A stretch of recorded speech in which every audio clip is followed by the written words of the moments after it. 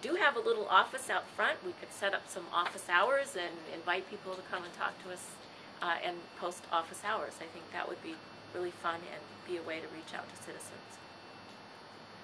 What do you think should be done with the house and property that the city just bought next to the Commons? Well, that question obviously refers to the Calvin Mansion, which is right over here, which has been a bone of contention for a long time.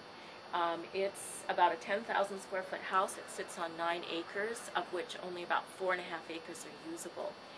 We've looked at this property time and time again, and it never penciled out. And we didn't want a big burden to our citizens for this building. The only reason that we finally bought the Kelman Mansion was because we had public works money and we needed a public works facility.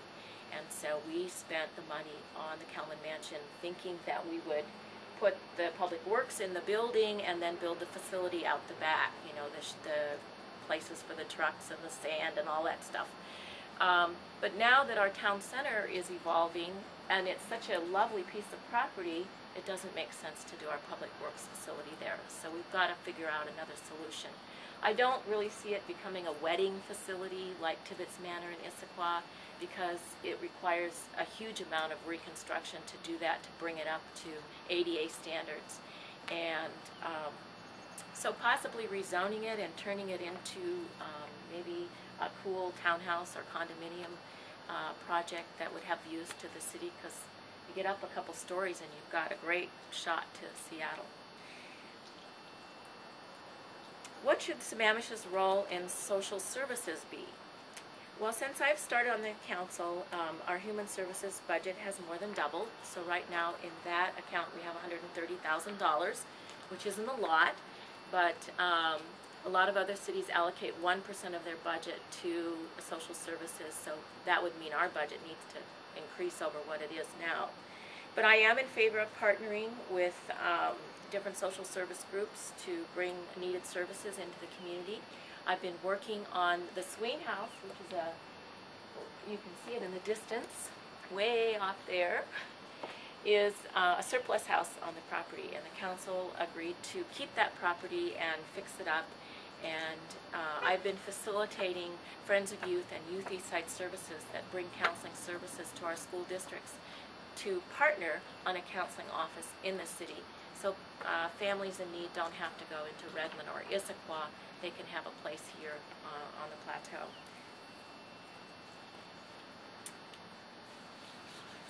So, what's the #1 thing that makes you proud to be a Sammamish resident?